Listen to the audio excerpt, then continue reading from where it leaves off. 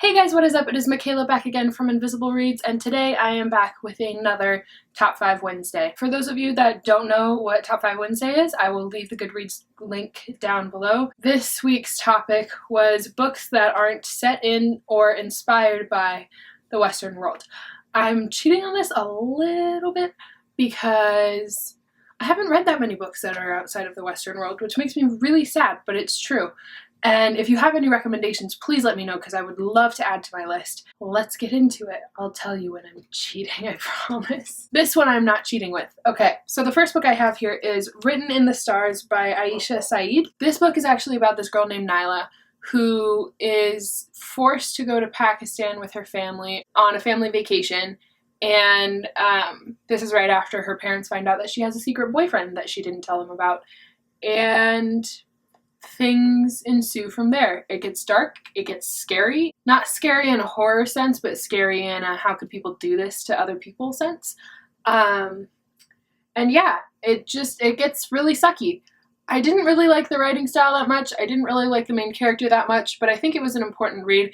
And I didn't really like how the author portrayed arranged marriages. I understand that not all arranged marriages are consensual and they don't always play out in the best way, but I don't think that they always play out like this. And a lot of times when I've read about arranged marriages in literature, they just aren't handled the best. So I just don't think the portrayal of it is necessarily the best. But it's still a good read, and it's still a diverse read. So the next two books I have here are the ones that I was talking about when I said I was cheating, and that's because they're both set in Australia, but I'm still gonna say that it's technically not because it's in the Eastern Hemisphere, and I have nothing else. The first one is Stolen by Lucy Christopher. This has got to be one of my favorite books of all time, actually. This book is about a girl named Gemma who gets abducted at an airport and is brought into the middle of the Australian outback and forced to live with the person who abducted her, who thinks that he loves her. It's really interesting to see the psychology behind the things that go on in this book.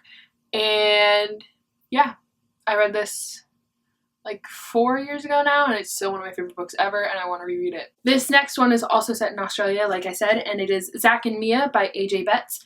I also love this book a lot, actually.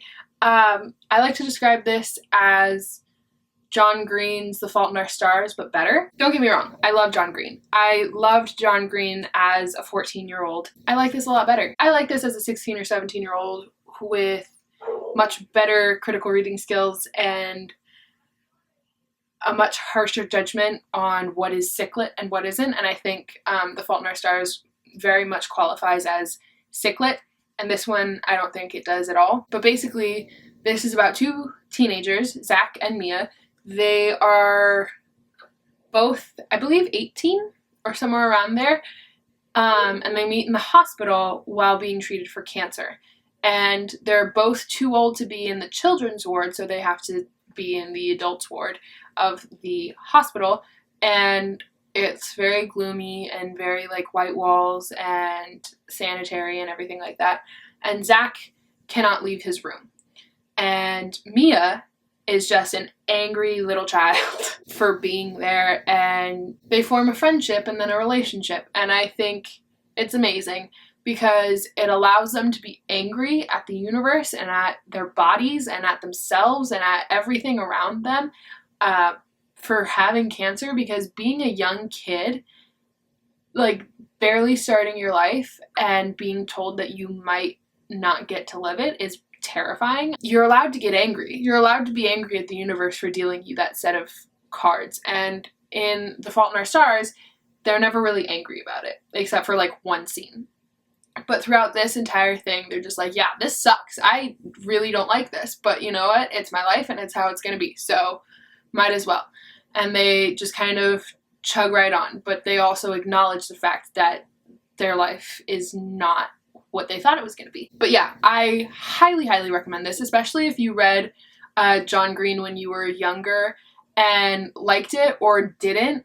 I think this is a much better version. The next book I have to talk about, I have already talked about in my booktubeathon to be read pile, kind of. Not this particular book, but this series, and that is Cinder by Marissa Meyer. Basically, this is a series about like retelling fairy tales, but in a sci-fi setting in New Beijing is what they call it, which is not in the Western Hemisphere.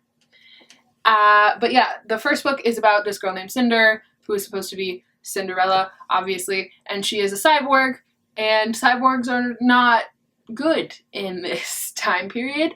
Not that they're not good, but they're looked at as less than human. She meets the prince, and things happen from there. The last one I have here to talk about is 1,000 Nights by E.K. Johnston. I have a lot of books that are 1,001 Nights or 1,000 Nights or Arabian Nights retellings. I have two others, The Wrath and the Dawn by Renee Ahdieh and The Star-Touched Queen by Roshani Chokshi, and I haven't read them yet still, but I really enjoyed this one, and it's what it sounds like. It's a 1,000 Nights retelling. And there's this girl who, obviously you know the story of 1,000 Nights. There's a boy king who takes a new wife and kills her every night and blah, blah, blah. But this girl volunteers, basically puts herself in a position to become the new queen instead of someone she loves. And how she survives, basically. And it's amazing. Also, this cover's ridiculous. Can we talk about that for a second? I love this cover. But yeah, this book is amazing. I think this is also like one of my favorite books of all time. So yeah, that is all I have for today. Please, please, please, please, please let me know of any books that are not told or inspired by a Western setting, because I would love to get more geographical diversity on my shelf and in my brain. So please let me know down below. Let me know if any of these books you've enjoyed or didn't, and why you thought so, because I also have some books that are supposed to be diverse or told in like a non-Western setting that I really didn't like. If you would like to see a video about that, let me know, because I have quite a few. But yeah, that is all I have for you guys today. I will see you in the future. Goodbye.